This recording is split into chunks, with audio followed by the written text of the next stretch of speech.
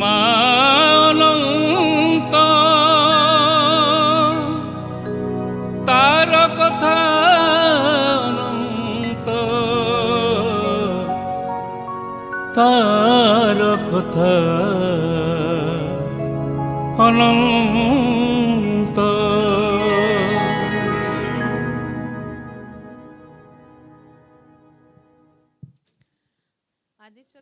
पुण्यभूमि ओडिशार प्रमुख शक्तिपीठ मध्य झंकड़वासिनी माँ सारलांक पीठ अन्यतम। महासरस्वती, महालक्ष्मी और महाकाली ए त्रिमूर्तिंकर समन्वय रे माँ शारदा साधारणतः देवी बाग्देवी भावरे बेस जनाशुना। ओडिशार कला, साहित्य, संस्कृति सबुकिछि समृद्ध होइथाए माँ सारलांक आशीर्वाद रे। अभिनय, पाला, दासकाठिया, भजन, जनाण, कीर्तन ए सबुथिरे सफलता मिली थाए केवल माँ सारलांक कृपारो। स्नेह करुणार अमृत झंकारो बाग्देवी माँ सारला कल्याण मोई तू ममता मोई तू बंटू आशीषर धारा। देवी सारला हेउछंती महिषमर्दिनी अष्टभुजा दुर्गा।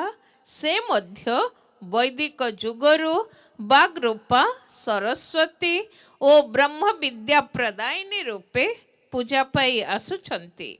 विभिन्न शास्त्र रे माँ सारलांकु नादरूपिणी, माँ शारदा भावरे ओ काव्य कलार अधिष्ठात्री देवी भावरे वर्णना करा जाइछि। आदिकवि सारला दास ओ अन्य समस्त सारस्वत साधकंक चेतनारे शारदा ओ माँ सारला हेउछंती एक ओ अभिन्न। भगवान परशुरामंक द्वारा चित्रिता होइथिबारो माँ को चित्रा माहेश्वरी नामरे मध्य आराधना करा जाए। चित्रकल्पं चित्रलेखं चित्रचर्चित चर्चिकां चित्रमाहेश्वरी नित्यं सारलं शारदां श्रये। लोककथा अनुଯାୟୀ वैदिक जुगरे ଯକ୍ଷ ମାନେ କାଶୀରୁ ଆଣିଥିବା ମା ଶାରଳାଙ୍କ ମୂର୍ତ୍ତି ପ୍ରାକୃତିକ ବିପର୍ଯ୍ୟୟ ଯୋଗୁଁ ମାଟି ତଳେ ପୋତି ହୋଇ ରହିଥିଲେ ଓ ତ୍ରେତା ଯୁଗରେ ପରଶୁରାମ ତାଙ୍କୁ ଉଦ୍ଧାର କରି ଚିତ୍ରିତ କରି ଚିତ୍ରା ମାହେଶ୍ୱରୀ ନାମରେ ହିଁ ଆରାଧନା କଲେ। ପରିଣାମ ସ୍ୱରୂପ ସେ ହିଁ ହେଲେ ବିଦ୍ୟାର ପ୍ରଧାନ ଅଧିଷ୍ଠାତ୍ରୀ ଦେବୀ ଓ ପରଶୁରାମ ତାଙ୍କୁ ବିଦ୍ୟାଦାତ୍ରୀ ସରସ୍ୱତୀ ଭାବରେ ହିଁ ପୂଜା ଆରାଧନା କରିଥିଲେ। ଏହି ପରମ୍ପରା ଏବେ ମଧ୍ୟ ଅବ୍ୟାହତ ରହିଛି। ମା ଶାରଳା ହେଉଛନ୍ତି ଅଷ୍ଟଭୁଜା महिषमर्दिनी दुर्गा। से केतबळे दुर्गा तो किंतु से ही पूजा पाती विद्यादात्री सरस्वती रूपरे। अन्य एक पौराणिक आख्यान अनुଯାୟୀ शारलांकु कृपाजल ऋषिंक कन्या भावे मध्य ग्रहण करा जाए। आदिकवि शारला दास एही आख्यान संपर्क रे तांकर महाभारतर द्रोण पर्वरे सविशेष वर्णना करिछंती। सत्य जुगरे महर्षि कृपाजल नामक एक ऋषि कठोर तप आचरण करी ब्रह्मपद लाभ करिथिले। से देवी सरस्वती को कन्या रूपे लाभ करिबा निमंते चंद्रभगा नदी कूलरे घोर तपस्या रे निमग्न रहिले। दिने आश्रम को फेरी देखंती ତାଙ୍କର ଆଶ୍ରମ ଦ୍ୱାରରେ ଏକ କ୍ଷୁଦ୍ର ବସ୍ତ୍ର ପରିହିତା ଅଷ୍ଟବର୍ଷିଆ କନ୍ୟା ବସି ବୀଣା ବାଦନ ପୂର୍ବକ ଗୀତ ଗାଉଛି। ମହର୍ଷି କୃପାଜଳ ଚିହ୍ନି ପାରିଲେ ଏ ନିଶ୍ଚୟ ହେଉଛନ୍ତି ମା ବାଗ୍ଦେବୀ। ତଥାପି ଲୌକିକ ଦୃଷ୍ଟିରୁ ଝିଅଟିର ପରିଚୟ ସମ୍ପର୍କରେ ପଚାରନ୍ତେ ଝିଅଟି କିଛି ଉତ୍ତର ନ ଦେଇ କେବଳ ହସିବାକୁ ଲାଗିଲା। ଋଷି ସେ କନ୍ୟାକୁ ପାଳନ କଲେ। ଦିନ ପରେ ଦିନ, ମାସ ପରେ ମାସ, ବର୍ଷ ପରେ ବର୍ଷ, ଏପରିକି 4 ଯୁଗ ଅତିବାହିତ ହୋଇଗଲେ ମଧ୍ୟ କନ୍ୟାର ବୟସ ବୃଦ୍ଧି ହେଲା ନାହିଁ।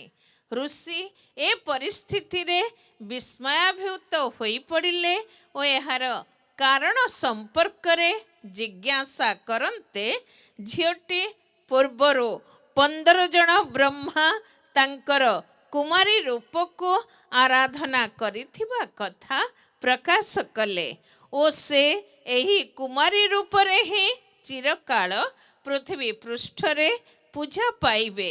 ଏହା ଶୁଣି ଭକ୍ତି ଗଦଗଦ ଚିତ୍ତରେ ସେଦିନ ମହର୍ଷି କୃପାଜଳ ଆଜୀବନ ଏହି କୁମାରୀ କନ୍ୟାଙ୍କ ଆରାଧନାରେ ହିଁ ଲିପ୍ତ ରହିଲେ। ସେହି ଦେବୀ ହିଁ ହେଉଛନ୍ତି ମା ଶାରଳା, ଯେ ଏପର୍ଯ୍ୟନ୍ତ ପୂଜା ପାଇ ଆସୁଛନ୍ତି। ଆଦିକବି ଶାରଳା ଦାସ ତାଙ୍କୁ ଅନେକ ବାର କାମାକ୍ଷୀ ନାମରେ ମଧ୍ୟ ସମ୍ବୋଧନ କରିଛନ୍ତି। ପରମ ସାଧବୀ ସେ ପର ଦୁଃଖେ ଦୁଃଖୀ ପ୍ରସନ୍ନ କାମ ସେଣା ସେ ପ୍ରତ୍ୟକ୍ଷେ କାମାକ୍ଷୀ। ଜନଶ୍ରୁତି କହେ କଳା ପାହାଡ଼ର ଆକ୍ରମଣ ଫଳରେ ସ୍ୱୟଂ ଦେବୀ ସାଜିଥିଲେ ନିଜେ ହିଁ ନିଜର ରକ୍ଷାକର୍ତ୍ରୀ। ଏ କଥା ଏବେ ମଧ୍ୟ ସମସ୍ତେ କଥାରେ ପ୍ରଚଳନ କରିଥାନ୍ତି। ଭଲା ଶାରଳା ମା ଭଲାରେ କଳା ପାହାଡ଼କୁ ଦୁଆରେ ବସାଇ ଭଲା ପାଣି ପାଇଁ ଗଲାରେ। ଜନଶ୍ରୁତି ଅଛି କଳା ଶାଢ଼ୀ ପରିହିତା ଏକ ନାରୀ ଅଣ୍ଟାରେ କଳସି ଧରି ମନ୍ଦିର ବାହାରକୁ ପାଣି ଆଣିବା ବାହାନାରେ ଚାଲିଯିବା ପରେ ସିଂହାସନ ଉପରେ ଦେବୀ ବିଗ୍ରହଙ୍କୁ ନ ଦେଖି କଳା ପାହାଡ଼ ସେଦିନ ମନ୍ଦିର ଚୂଡ଼ାକୁ ଭାଙ୍ଗିଦେଲେ। ସେଇ କାଳରୁ ସେଇ ଭଙ୍ଗା ଯାଇଥିବା ମନ୍ଦିରର ନାମ ଲଣ୍ଡା ଦେଉଳ ରହିଆସିଛି। ମା ଶାରଳାଙ୍କର ଏହା ପୂର୍ବ ବିଜେସ୍ଥଳୀ ହୋଇଥିବାରୁ ଠାକୁରାଣୀଙ୍କର ବହୁ ପର୍ବପର୍ବାଣୀ ଏଠାରେ ପାଳିତ ହୋଇଥାଏ। ମହାବିଷୁବ ସଂକ୍ରାନ୍ତିରେ ମା ଶାରଳା ବିମାନ ଆରୋହଣ କରି ସେହି ସ୍ଥାନକୁ ଆସିଥାନ୍ତି ଓ ସେହିଠାରେ ହିଁ ଅନୁଷ୍ଠିତ ହୋଇଥାଏ ମାଙ୍କର ସୁପ୍ରସିଦ୍ଧ ଝାମୁଯାତ୍ରା। ମା ଶାରଳାଙ୍କୁ ବନଦୁର୍ଗା ମନ୍ତ୍ରରେ ହିଁ ପୂଜା କରାଯାଇଥାଏ। ଶାକ୍ତ ଓ ବୈଷ୍ଣବ ଧର୍ମର ସେ ହେଉଛନ୍ତି ଏକ ମିଳିତ ବିଗ୍ରହ। ବୈଷ୍ଣବୀ ଭାବରେ କେବେ ତାଙ୍କୁ ତୁଳସୀ ପତ୍ରରେ ପୂଜା କରାଯାଏ ତ ପୁଣି କେବେ ସେ ଦେବୀ ଦୁର୍ଗା ଭାବେ ବେଲପତ୍ର ମଧ୍ୟ ଗ୍ରହଣ କରିଥାନ୍ତି। ବସନ୍ତ ପଞ୍ଚମୀରେ ସେ ପରମ ବୈଷ୍ଣବୀ ମା ସରସ୍ୱତୀ ବେଶ ଧାରଣ କରି ତୁଳସୀ ପତ୍ରରେ ନୈବେଦ୍ୟ ଗ୍ରହଣ କରୁଥିବା ବେଳେ ଦୁର୍ଗା ପୂଜାରେ ମହିଷ ମର୍ଦିନୀ ଦୁର୍ଗା ଭାବେ ପୂଜା ପାଇ ବେଲପତ୍ର ଗ୍ରହଣ କରିଥାନ୍ତି। ଅଷ୍ଟଭୁଜା ମା ଶାରଳାଙ୍କର ଦକ୍ଷିଣ ପାର୍ଶ୍ୱସ୍ଥ 4ଟି ହସ୍ତ ମଧ୍ୟରୁ ଉପରୁ ତଳକୁ ଯଥାକ୍ରମେ ବୀଣା, ପୋଥି, ଖଡ୍ଗ ଓ ଶୂଳ ରହିଥିବା ବେଳେ ବାମ ଭାଗର 4ଟି ହସ୍ତରେ ଉପରୁ ତଳକୁ ଯଥାକ୍ରମେ ଘଣ୍ଟ, ଧନୁ, ଢାଲ ଓ ମହିଷାସୁରର କେଶଗୁଚ୍ଛକୁ ଏକ ହସ୍ତରେ ଧାରଣ କରିଥାନ୍ତି ମା।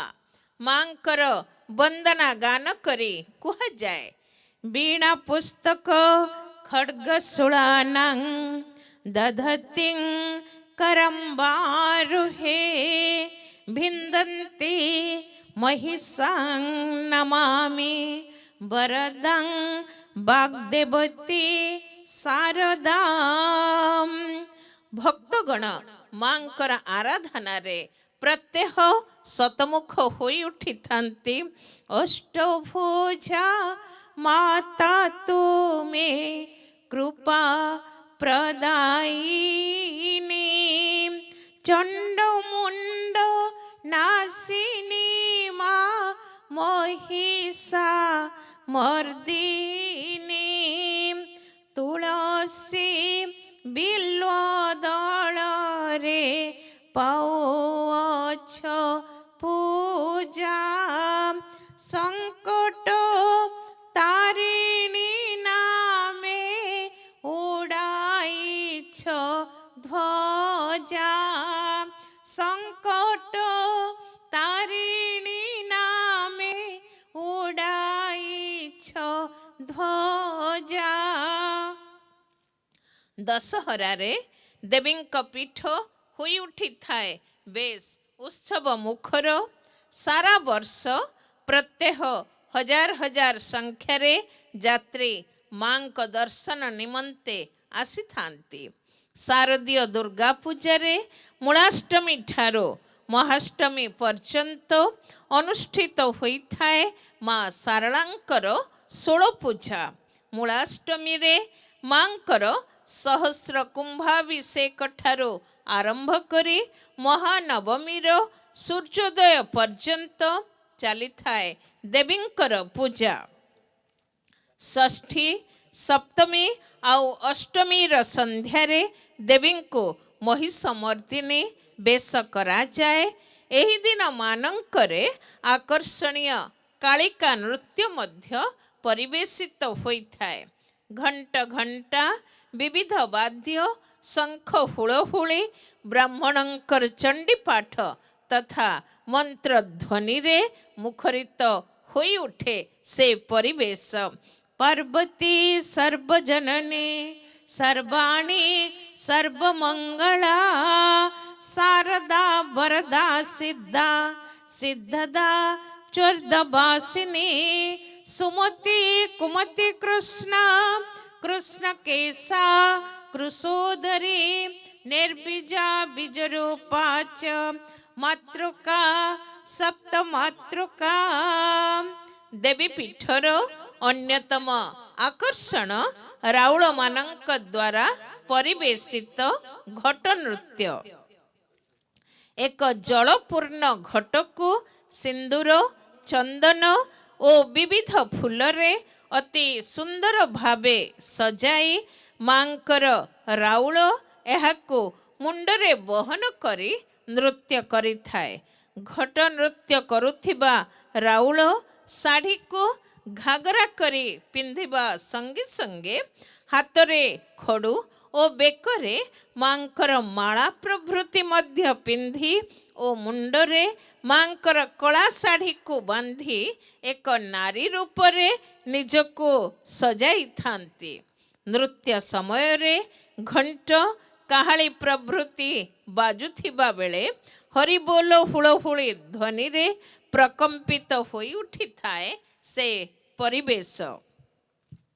ପରମ ଭକ୍ତିର ସହିତ ଘଟରେ ହାତ ନ ଦେଇ ମଧ୍ୟ ରାଉଳମାନେ ନୃତ୍ୟ ପରିବେଷଣ କରିଥାନ୍ତି।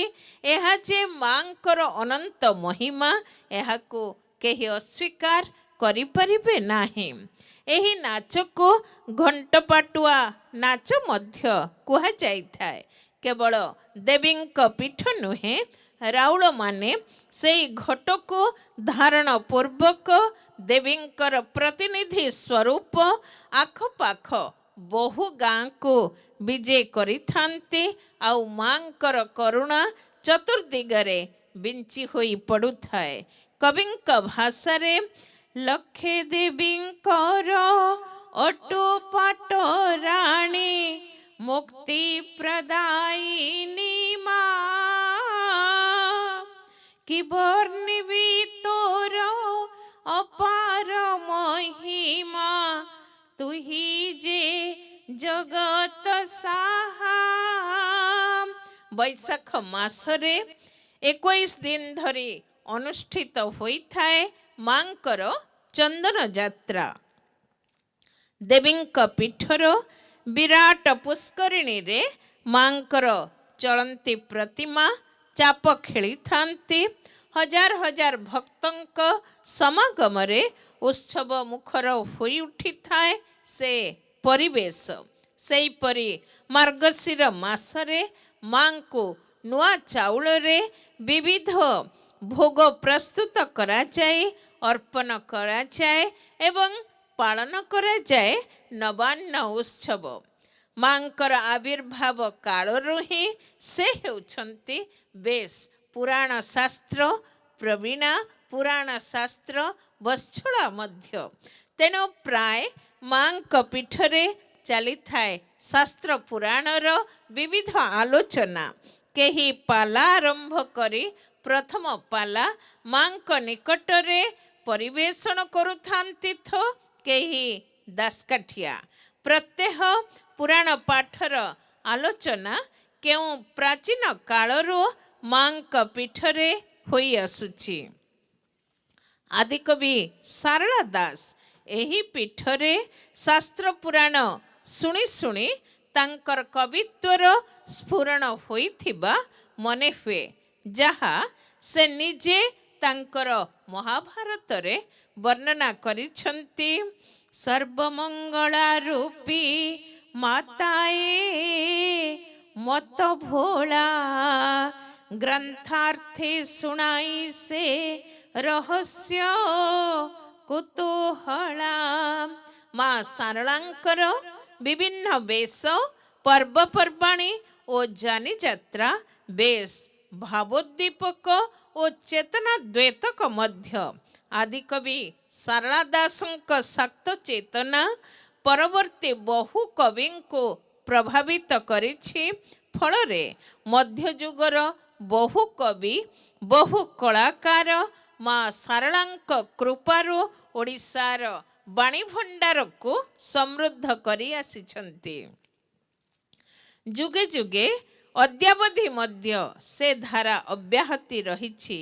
ମାଙ୍କୁ ବନ୍ଦନା ଗାନ କରି ଭକ୍ତ କଣ୍ଠରୁ ଝରି ପଡ଼େ ସାରଳା ସା ମହାଦେବୀ ପରମ ବ୍ରହ୍ମ ସ୍ୱରୂପିଣୀ ଚିତ୍ରା ମାହେଶ୍ୱରୀ ନାମା ଶବ୍ଦ ବ୍ରହ୍ମ ବିଜକ୍ଷରା ଶାରଦା ଭବିତା ନାମ୍ନି କାବ୍ୟକଳା ଅଧିଷ୍ଠାତ୍ରୀ ପ୍ରସାଦ ଦେହି ମେ ଦେବୀ ବୈଷ୍ଣବୀ ଅପରାଜିତେ। ଆପଦ ବିପଦ ସମୟରେ ମା ସାରଳା ହିଁ ସାଜିଥାନ୍ତି ରକ୍ଷାକର୍ତ୍ରୀ। ତେଣୁ ଯେକୌଣସି ବିପତ୍ତିରେ ଓଡ଼ିଶାବାସୀ ମା ସାରଳାଙ୍କୁ ସ୍ମରଣ କରିଥାନ୍ତି। କବି ସାରଳା ଦାସଙ୍କ ଭାଷାରେ ଆପଦ ଖଣ୍ଡିନୀ ମାଗୋ ବିପଦ ନାଶିନୀ ଦୁଃସହ ଦୁର୍ଗତି ଋତୁ ଫେଡ଼ କାତ୍ୟାୟନେ ପରମ ଯୋଗେଶ୍ୱରୀ ଗୋ ଆଦି ଯେ ଅପର୍ଣ୍ଣା ମହାମାୟା ମାହେଶ୍ୱରୀ ଅନାଦି ଅନ୍ନପୂର୍ଣ୍ଣା। ଉତ୍କଳୀୟ ଧାର୍ମିକ ପରମ୍ପରାରେ ଜଗଜ୍ଜନନୀ ବାଗ୍ଦେବୀ ମା ସାରଳାଙ୍କର ଅଭୟ ପଣତ କେତେ ଦୂର ଯେ ପରିବ୍ୟାପ୍ତ ଭାବିଲେ ଆଖି ପାଏନା। ମାତୃକୃପା ହିଁ କେବଳମ୍ ଏହି ଉକ୍ତିକୁ ଗୁରୁ ଜ୍ଞାନ କରି ମା ଉପରେ ଅଖଣ୍ଡ ଭରସା ରଖି ପ୍ରତିଟି ଓଡ଼ିଆ ଆଗେଇ ଚାଲେ ଆଉ ତାର ଜୀବନ ପଥରେ ପ୍ରତି ମୁହୂର୍ତ୍ତରେ କେବଳ ମାକୁ ହିଁ ସେ ଆଶ୍ରା କରିଥାଏ ଓ କଣ୍ଠରୁ ତାର ଝରି ଆସେ। ଜୟ ମା ଦେବୀ ସାରଳା ଝଙ୍କଡ଼ ବାସିନୀ বিঘ্ন বিনাশিনী মাগো দুরিত নাশিনী নমে তব শ্রী চরণে কৃপা দৃষ্টি রক্ষি থাও অধম সন্তানে নমে তব শ্রী ଚରଣେ। ମା ଶାରଳାଙ୍କ ଉପରେ ଏ ଭରସା ଏ ବିଶ୍ୱାସ ଏ ଜାତିର ଅତୁଟ ରହିଥାଉ। ମାର କରୁଣା ବାରି ସିକ୍ତ କରୁ କୁସୁମିତ କରୁ ପ୍ରତିଟି ଓଡ଼ିଆର ଚଲାପଥକୁ। ଏତିକି କୃପା ମାଙ୍କର ସଦା ସର୍ବଦା ରହିଥାଉ। ଜୟ ମା ଶାରଳା, ଜୟ ଜଗଜ୍ଜନନୀ ଦେବୀ ବାଗ୍ଦେବୀ, ଜୟ ମା କଳିଙ୍ଗ ଭାରତୀ।